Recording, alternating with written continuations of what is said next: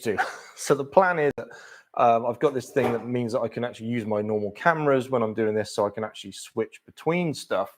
So if I do this, hopefully you guys can see what I'm working on over here, and I can show you some more close-ups of what I'm doing. So before the technical disasters continue, let's get cracking. So biggest question I get asked, particularly over the course of the last few videos, was about bubbles in the finish and why I don't use a blowtorch or a heat gun to get rid of those bubbles.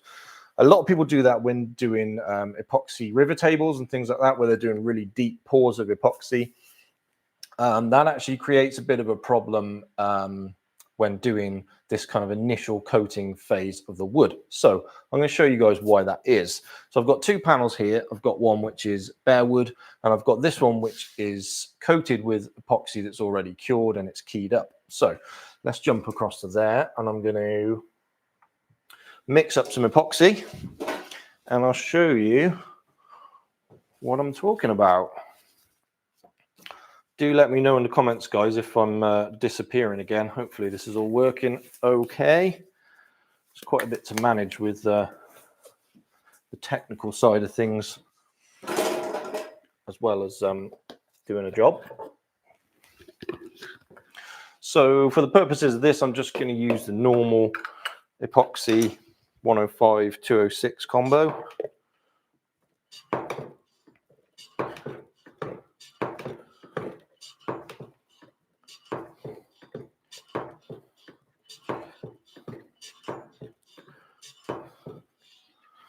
So I'll get some of that mixed up and ready to coat.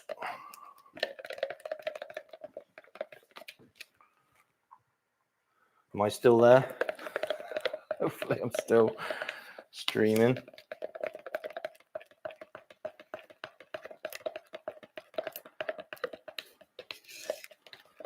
So where's everybody watching from? We got pretty early in the morning in the US, about 9 o'clock, I'm guessing, over there at the moment. Michigan, good. Did a visit to Michigan last year. That was cool. You guys got rid of all your snow yet over in Michigan? Because it was pretty snowy in December when I went there.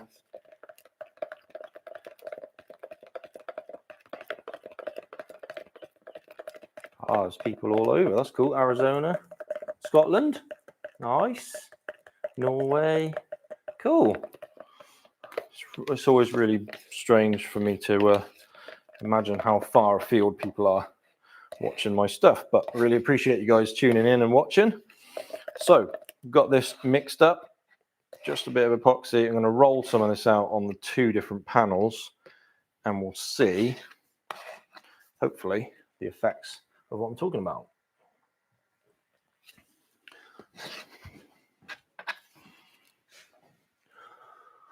So this is the coated panel, this forward one, and then this is the bare wood panel. Get a good amount of that poured out. And then rolled across the surface. Of course, I would normally do this with a roller tray, but just kind of trying to do a quick demo for you guys.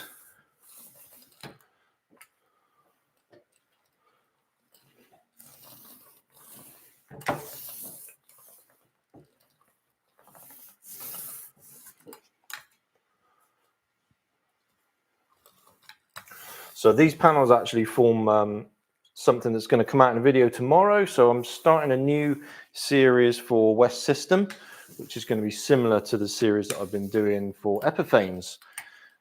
So that'll be a kind of series of like how-to guides on epoxy, and hopefully some like helpful kind of long-term referral things for you guys to look back on.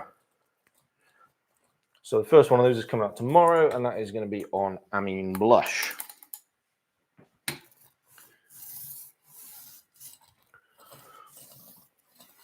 Okay, so we got two panels rolled out. I'm going to try and get some bubbles in the surface if I can. It's probably going to be just my luck that this isn't actually going to bubble up particularly. for the demo. So I'll try and whip up some bubbles in here.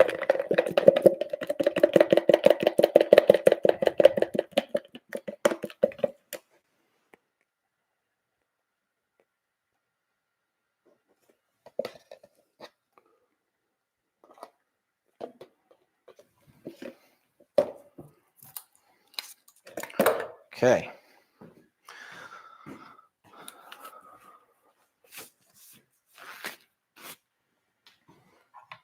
Still there? Good. Okay, so we've got some bubbles in the surface here. Now, hopefully you can see that okay. I'll go over this one first. So you can see we've got bubbles in the finish, but this is pre-coated and it's sealed. So basically what happens is that when we heat the surface, when we warm it up, the timber starts to outgas. So it's giving off, it's letting out gases, and that is replaced with epoxy as it absorbs into the timber. That's what creates a lot of the bubbles in the surface. Now, that happens more when we add heat. So as it's warming up, the expansion of the air in the wood happens more, so you get more bubbles coming out the surface. Of course, if you're doing that in a scenario where the wood is already coated and sealed, then that air can't escape. So you're not going to get more bubbles generated. So that's the primary reason that I don't use a heat gun for doing this, is because it warms up the timber and it increases the outgassing and it actually generates more bubbles. It does pop them in the short term, but then they arrive again later on. So we'll hopefully see the effects of the two of those. So if you're doing this, you want to be pretty hot with the heat gun. A lot of people use a torch for this. Don't know if I can get that to focus. So I'm right up at the maximum temperature. They're about 600 degrees C. And then we want to kind of flash across the surface quite quickly. And hopefully you can see those bubbles burst really quickly.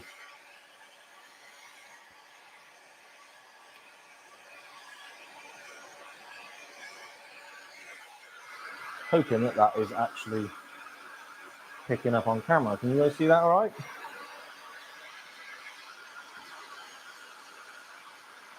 So that is the coated side. So obviously we're not going to continue to bring air out of the wood here because that is pre-coated. But when we do it on the one that has bare wood on it, you can see that we're going to burst those bubbles, which is great. That's what we want to kind of do to get a good finish.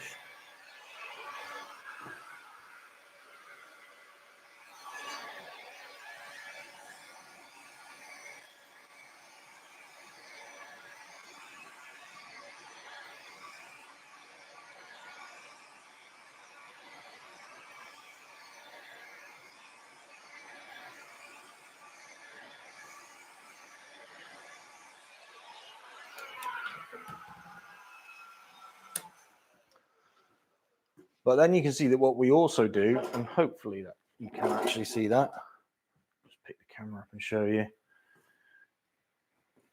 You can see that we basically burst those bubbles, but then a couple of minutes later, because the temperature of the wood is coming up, we're actually creating more of them. So you get in this kind of endless cycle of fighting them. Whereas if you do that on a pre-coated timber, you can see that they don't come back because we've just popped them and they're no longer releasing from the wood.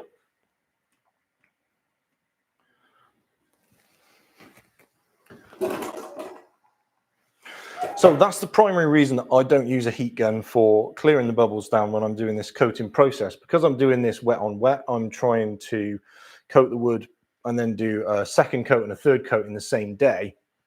So I'm trying to do that to reduce the sanding time in between coats and just kind of move the process on, get all three coats done in one day. You could use that heat gun if you were, say, applying coat 1 and letting that completely cure, then keying that up and then doing coats 2 and 3. But then obviously you've got that additional sanding stage in between. So hopefully that answers that question, and I hope it came out okay on camera and illustrated it well to you guys. That is definitely the most common question that I've got in the last two videos. So hopefully that's got that. What do you pre-coat with? Just epoxy. So we're just going straight on with West System epoxy. And with Temptress, I'm using the 105-207 resin and hardener combination.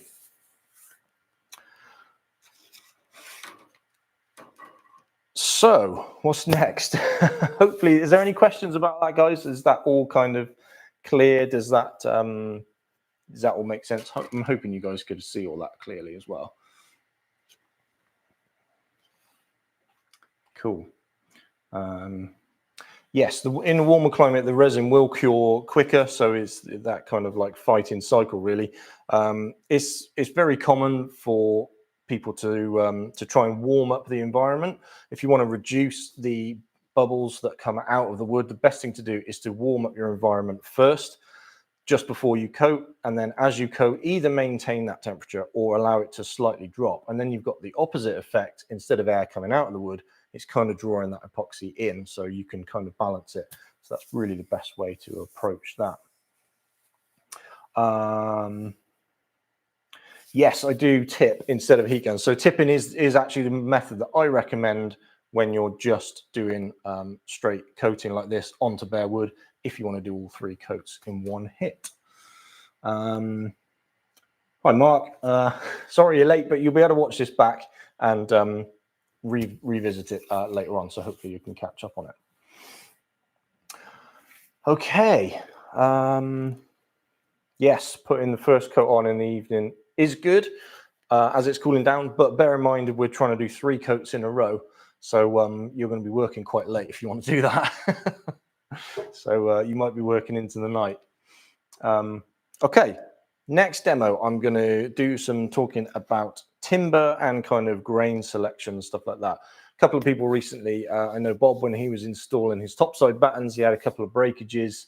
And so I wanted to just talk about sort of grain orientation and how that affects timbers like that, particularly when we're doing the severe bends of the kind of edge set topside battens. So let's take a look at a handful of pieces of timber.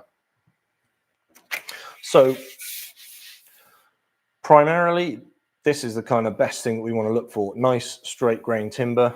You can see that the grain's running long ways down this, and that's going to mean that it bends really nicely and it's nice and uniform and predictable. So when it comes to stuff like topside battens, this is the kind of grain selection that we want to be looking for, and various different species are going to be better for that than others. That's one of the reasons that I'm using the Siberian larch within the topside battens and anything really that's taken a heavy bend within the boat, because every bit of stock that I've got from that has been really straight, tight grained, and it's perfect for bending. So that's what we really want to look out for. You can do it with other species such as Sapele and Utile, but you'll see a bit more of this kind of random grain in other species.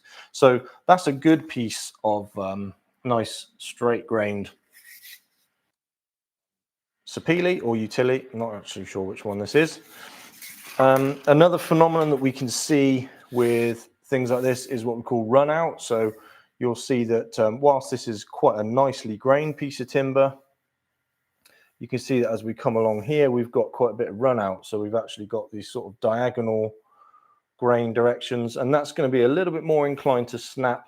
It'll basically snap down the line of the timber here. So if it's running nice and straight, we can put that through a fairly severe bend and twist, and it's not going to be a problem, but it's going to snap potentially sort of diagonally down its grain there. So you're likely to see a breakage a little bit more with that run out. It's not so bad, but that's the kind of second thing to consider. And then when we get to the really bad end of the spectrum, this is what we call a sort of short grain. So you can see that here we've got really random grain going all across the timber, and it's basically running straight across. So instead of this grain running lengthways down the timber, it's basically kind of chopping across here. And when we try and bend that, it's really not going to work well. So you can see that we get a really short snap in it like that across the timber. And that, of course, for stuff like topside battens and chines and things, is going to be a real menace. So you're trying to put any kind of bend on that at all, you're highly likely to see it break. So look out for that in your timber selection. As I say, there are certain species that have better grain, generally really straight grain. Things like larch are good for that. Douglas fir is really good as well. You tend to get really straight, tight grain with Douglas fir, so that would be a good option.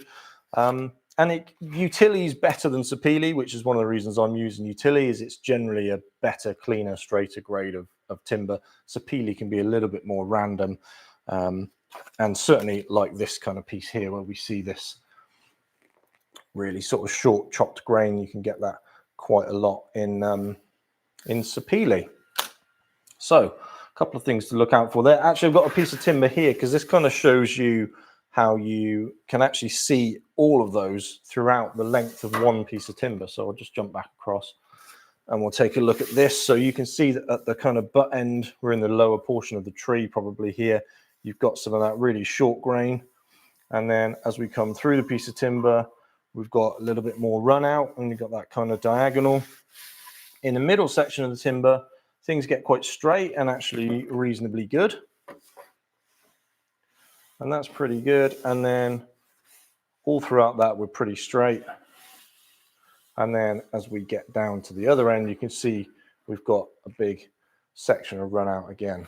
So that shows you how it can kind of vary throughout the length of one timber. So actually, sometimes you might be using a timber that's got a bit of that variation, and there will usually be some throughout the length of it.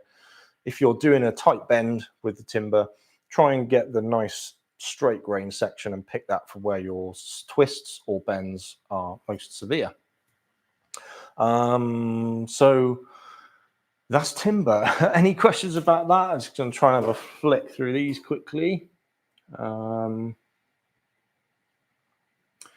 you pre-finish timber that's going to require some bending? Yes, yeah, you can do. And I'll probably do that, to be honest. I think I'll pre-finish the inside of the topside battens, just so that we bond them into the boat and they're all nice and pre-finished. So I'll do that. I'll also be pre-finishing all of the bottom planking. So I'm going to use that yellow cedar for the bottom of the boat. I'll pre-finish the inner face of that, and then we'll spring it into place. So everything inside the boat will be pre-done before we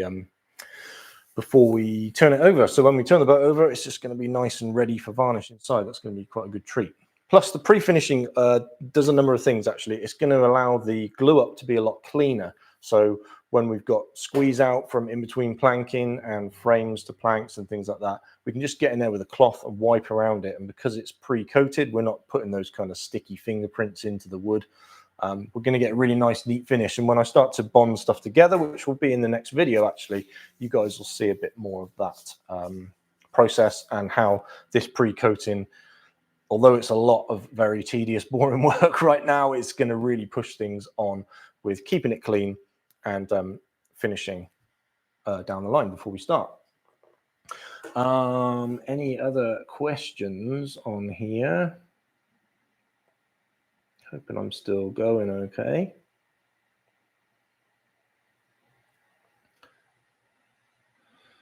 Cool. I don't think...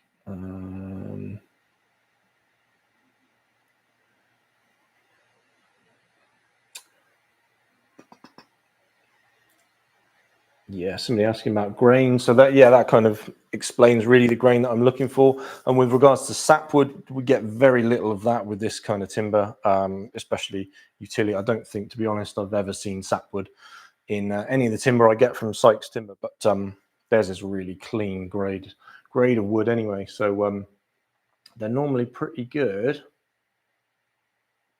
What is your expected finish date? Right now, I have no idea, actually. I'm kind of just progressing through this build as I can make it work. Financially is the primary driver for that, but it's going to be a little while. I think realistically 18 months to 2 years, I think is probably a sensible end finish date. I'm actually going to start to put a little bit more time on the boat in the coming weeks. Over the last couple of months or so, I've had a lot of stuff to do with the business to kind of get things tied up and get jobs done and up together, which has taken me away from Temptress, which is why progress has been a little bit slow. So I apologize for that, guys. I would really like to push the project on a bit more if I could. But hopefully in the next coming months, that's going to start moving forwards. And certainly next week, I'm going to have pretty much an entire week on the boat. So that's going to be nice. I want to get all the coating done. And then in the next video, we'll be bonding stuff back together and then moving back forwards again.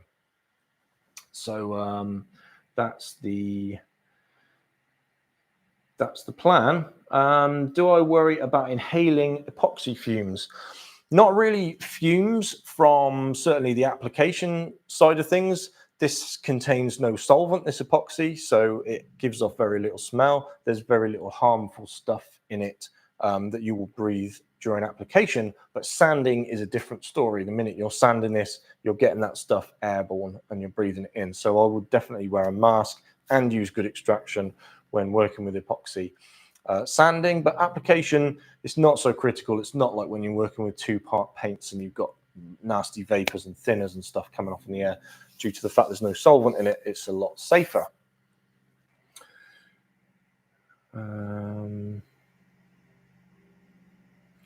Needed 5 years for your Tejo. Yeah, it could be 5 years, to be honest. I may be a little bit ambitious with 2 years. As I say, it's really entirely financially driven at the moment.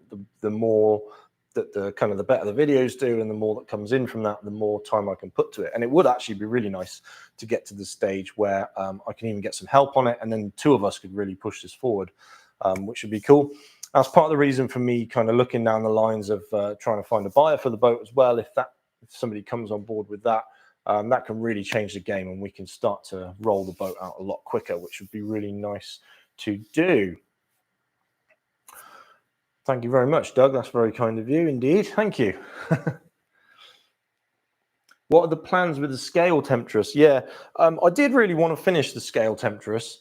It's purely just a matter of me not being able to dedicate too much time to it, because I got to the stage where I was about 400 hours into the model.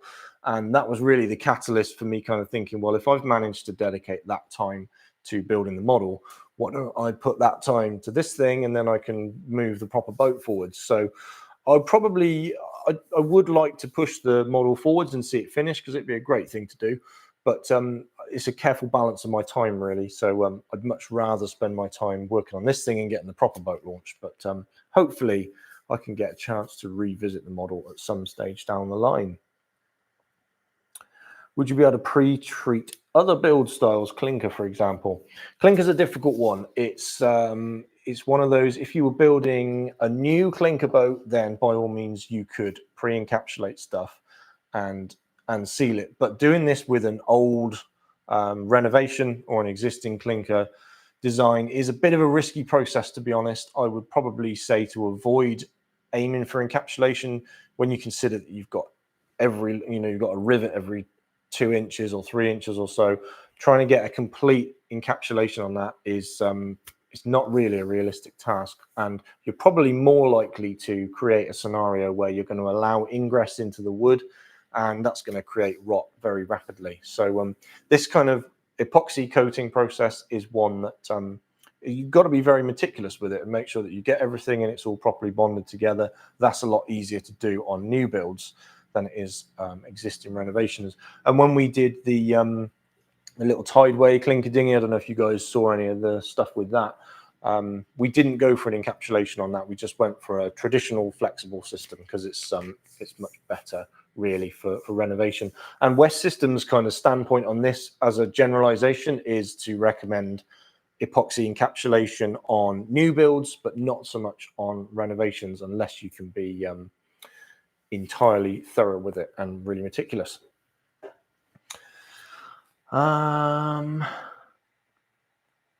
Okay, so is there anybody closer to being finished? Yes. Have you guys seen, his name has just completely evaded me. There's a chap in Switzerland who's building one with his partner.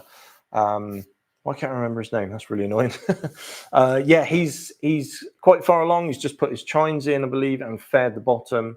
So he's a little bit further than Bob, although actually he hasn't done his topside batten. So the two of them are probably around about the same level. Those two are definitely the furthest forward in build at the moment, as far as I'm aware. I don't necessarily know everybody that's building them because I only know the guys that keep in touch. Thomas Durer, thanks, Bob. Yeah, that's him. Yeah, and he's doing a blog on the build as well. So I'll try and get the link out to you guys somewhere so you can see his blog. But he's making a really nice job of it. So definitely check in and have a look at his build. Any other questions? I'm also I am cutting a kit for somebody, which is just over there. I can probably show you that. See a big stack of boards over there. If it's going to focus, don't know if it is. But anyway, this big stack of boards here are some panels for a Temptress kit for a builder in the UK. So that's another one underway. I cut all my parts as individual nested boards, but actually we kind of, and this is one of the things I went over with Andrew when he was over here, was that we thought if we glued up panels, we'd have a much more efficient use of material. And that would be a better way to cut some of the frames. So that's what I'm doing there. We're gluing up kind of 500 to 600 wide panels, and we'll be cutting another kit for a UK build for that. Will the whole planking match what you did for the scale model? Pretty much, yes, but the only revision to that is that we're going down to 3 layers of planking on the bottom instead of 4. Again, a thing that Andrew kind of pointed out to me when he was here was that we could cut a load of labor time out by going down to 3 layers. But other than that, we'll be doing diagonal, 3 layers of diagonal on the bottom, 2 layers of diagonal on the sides, and then 1 longitudinal plank, because everything's going to be bright finished above the waterline. So that'll look pretty smart indeed. I think for a minute I've got through all those questions. So I was just going to go over something else that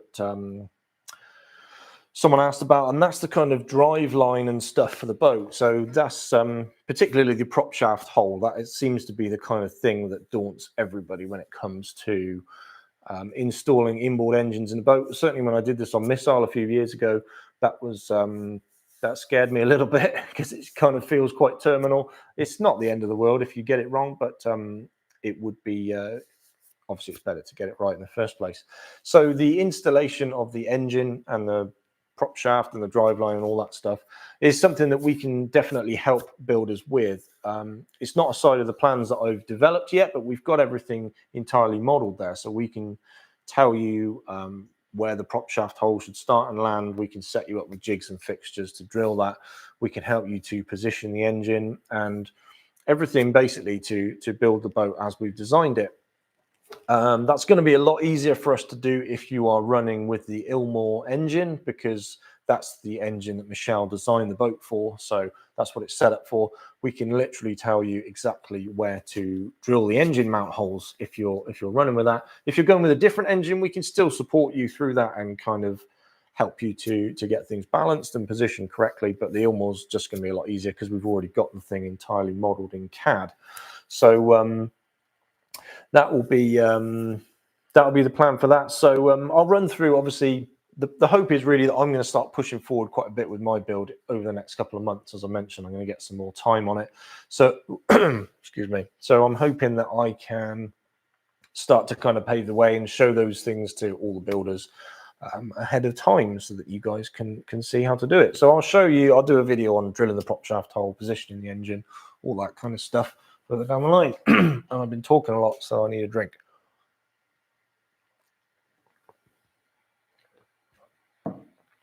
Am I planning to glass the hull? Yes, we will glass the hull up into the waterline, really just for abrasion resistance more than anything else, just to get some extra protection for the bottom there. So yes, we will do that.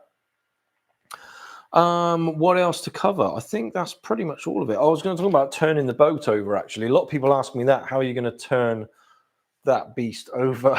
Now, it only just, if you can see the height of the mezzanine floor, this is probably around about maybe just under 8 feet, and the boat is 7'10" wide. So it's going to be a squeeze. And actually, if you can see that duct that runs along there, that's going to have to come out because the boat won't actually turn over as it is. But I believe I can actually turn it over in here. The plan for doing that is to load up the model in CAD. I'm going to be able to assign materials to all of the parts for the boat as it currently is in its build state when it comes to turnover.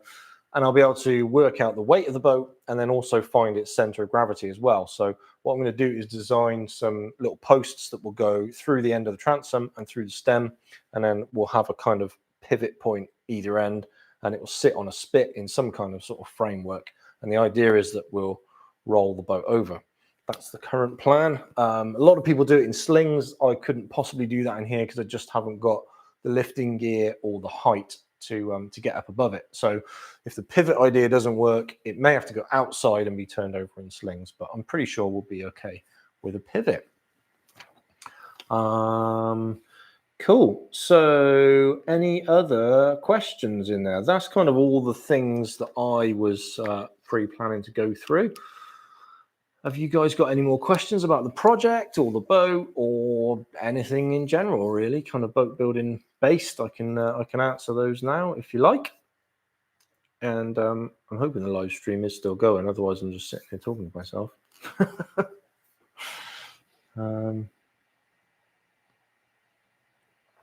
How are the plans come along with the USA kits? Yeah, good question. Very nearly there, actually. So Andrew, the boat builder that joined me a few weeks ago, he's the guy who's going to be distributing our kits over in the US, and he took delivery of his CNC machine a few weeks ago.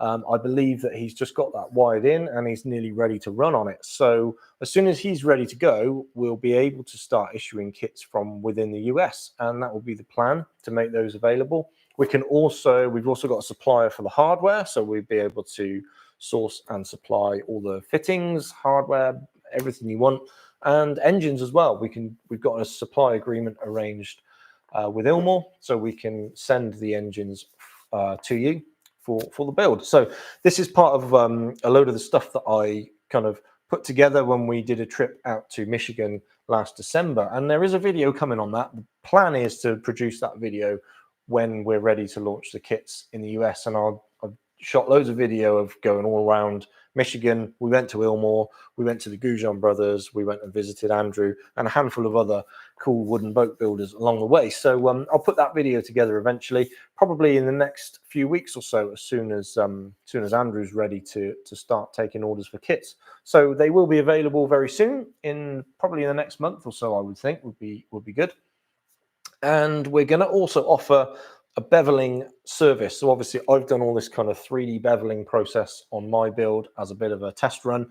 Now that we're convinced that works well, we're going to offer a service where you can buy a kit basically at any stage down the line. So you can buy just a kit of the square cut parts if you want to, and you can build it a bit more kind of manual way, cutting all your topside battens in, or you can get a set of pre-built frames and they'll be beveled and cut. And basically Andrew's going to offer that service pretty much anything up to a completed boat. So you can buy a pile of parts, you can buy a finished boat, and you can buy pretty much every stage in between. So that'll be a really nice supply to be able to offer to you guys. Anything else? Well, we got there's a few questions now. So where are we up to? Have you ever been to a US wooden boat show? I was really hoping to get to one this year, actually. There's one in Traverse City that looks really cool. Unfortunately, my calendar is just full up of events and stuff this year, with like the Southampton Boat Show and some other boat building events here. And they pretty much clashed with everything that I was hoping to go and do in the US. So not right now, but I would definitely love to get over there and see a proper wooden boat show, because by the standards of what we get here, they look incredible. We really don't have much at all over here for wooden boats. Pretty much one show, and there's nothing like this really at it. So I would definitely love to come over to the US and come to some shows. That would be cool.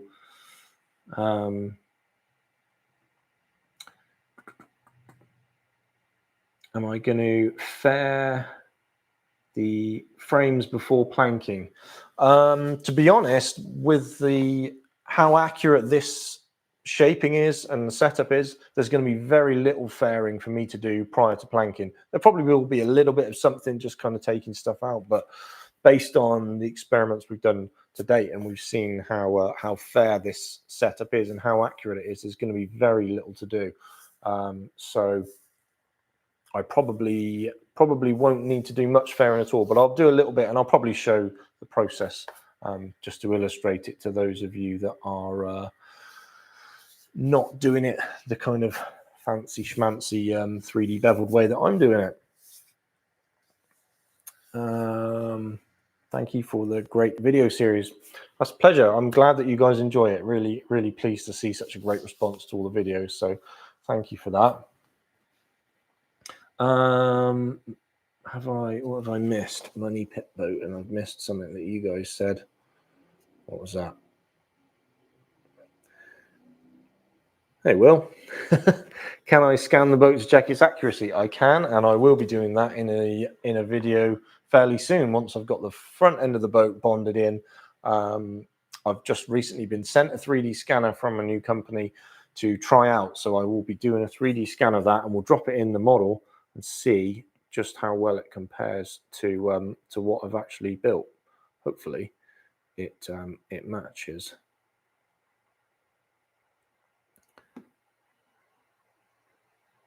Oh, I skipped visiting you in Michigan. Yeah, sorry about that. There will be another trip to Michigan, so make sure you let me know, and I'll come see you guys next time. Yeah, it was a very busy trip. It was kind of fairly last minute, and we dotted around Michigan fairly quickly, and managed to pack a lot in. Plus, it was horrendous snow and ice, so that was an interesting driving experience, to be sure. So we'll try and come back in the summer next time. So, any other questions, guys? I don't know how long we've been going on, but we've probably gone on long enough. Trying to keep it interesting and moving on. If you guys haven't got any other questions, then we'll probably tie it up at that. That's the main things that I wanted to sort of cover with typical questions that I get asked. You can see, let's just drop back and see this this coating now. Because what you can see there is a really, I'm just going to drop the camera off. You can see that kind of section just here that I did with the heat gun. You can see we've got rid of all the bubbles in the surface there. They've not come back. We've probably got some bits of dust in here, and I didn't actually heat gun all of it. But then if we go back over to the section that was bare wood that I heat gunned, you can see we're littered with bubbles in the surface there again. So yeah, that's the kind of reason that I don't use that in this particular scenario, is because when you're doing it with bare wood, you're basically chasing your tail. You burst all the bubbles, and then you induce a load more ones. So fine if you're pre-sealed. And when people do this with epoxy tables, they will tend to pre-seal the edges of the timber first and let that cure, and then pour the full resin in. So that's the reason that they do that, and I don't do it for this process. Any other questions? Cheers, Patrick. Thank you for tuning in. I'm glad to see some people here. Any plans to use plant-based or eco resin? Not right now at the moment, not on this project. Kind of doing this also as a bit of a showcase for West System to kind of show their product, because it's really, this is the type of thing that resin is primarily developed for. So I thought it would be a good opportunity. But I'm definitely not adverse to using it in the future and trying it out in some other projects. So we'll definitely give that a go if the opportunity arises. Yeah, so West System video is coming out tomorrow. That's going to be one on amine blush. And again, this is very similar. This kind of video series will be similar to the Epiphanes series that I did. And that one's still going to continue as well. I'm still going to continue to produce a video for every one of their products. They're not the most exciting videos. They're never going to be a viral one, but I hope that they can form a nice catalogue of long-term sort of lifetime reference videos, really, so you guys can just drop back in and get a refresher on a particular subject for whatever you need. So if you've got any suggestions for West System videos that you would like to see, by all means, let me know that. We've got a kind of list of stuff that we're going to work through, and the amine blush one is going to form the first one, which will come out tomorrow. Other than that, I think we probably might tie it up at that. Are you still supporting older drawings, i.e. Rocket? Yeah, we're still doing the plans for Rocket. It's obviously not quite as developed as this boat, the Temptress plans. I'm kind of pushing that forward, and we're developing those even further. The Rocket plans and the Playboy plans and Atomite, the little hydroplane that we did, they still adopt all the same kind of process with the frame construction board of putting stuff together. They've not really moved on to the 3D beveling stage, and actually the models are probably not fair enough and good enough to be able to adopt that. We could do it with a slipper launch. We could do the 3D beveling process with that boat. Yeah, we're still selling the plans for the older designs, and the plan is to expand that catalog a little bit further in time as well. So Michelle's hopefully going to start to get some time to do a few more boat designs for us going forwards, and then we can expand that catalog. So again, if you guys have got any input for boat designs that you would like to see, by all means fire them towards us. We're probably going to do something sort of outboard powered as a feeling for the next design, maybe something in the kind of 20 to 22 foot range, outboard powered as a kind of maybe a center console or a cuddy cabin, something like that. A little bit more of a versatile design, but a modern boat. So that'd be pretty cool. Catamaran we could do. Yeah, that's going to be, we're probably going to steer down the lines of going a little bit smaller with boats rather than bigger. We want to kind of really target the home builder, the guy that's building a boat in his garage, and sort of aim down that line. But we will kind of expand designs in time. Cool. So if that's all the questions, if I haven't missed anything, I think I'll probably tie it up at that. Sorry about the technical issues at the start, new process, and still working out the details of it, but I hope it all went out okay, and I hope you could see everything. And we'll try and do some more of these live streams in the future, because actually having this multi-camera thing works quite well. I think I'll do something when we get to planking the boat, and I'll be able to jump around and show you guys stuff live, which should be pretty cool.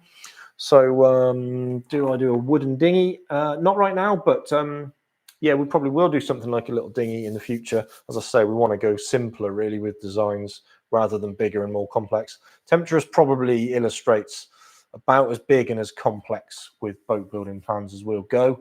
I think we'll probably steer towards the other way and go a little bit simpler, but still utilize all of the same kind of technological advances that we're doing with CNC cutting and beveling and CAD and all that kind of stuff. Cool. So, are you coming out with a course in drawing in Fusion? Yeah, a Fusion course is potentially my next one. I want to have a little bit of a break from it, as I say, from course building, really to put some time onto Temptress. And building these online courses is a mega amount of work. It's I completely underestimated how much work the CNC course was going to take me to build, and the whole course expanded as I went through it. So it took me months to do in the end, and a lot of time. So I want to have a little bit of a break, but potentially Fusion course is going to be the next one, and it'll probably be broken down into elements. So we'll do kind of simple design stuff as a standalone course, quite a cheap sort of entry level thing, and then maybe do an advanced design course a little bit later on, where we'll get into lofting and fairing boat hulls and Fusion, stuff like that. So it is the plan long term, but right now I really want to get pushing forward with the boat and get the build moved on. So that is going to be my primary focus for the next couple of months and onwards as well. Okay, so thanks for tuning in, guys. Really appreciate it. Hope it all went out okay. You never really know with live, but great to see some people here, and I'll catch you in the next one. Cheers, guys.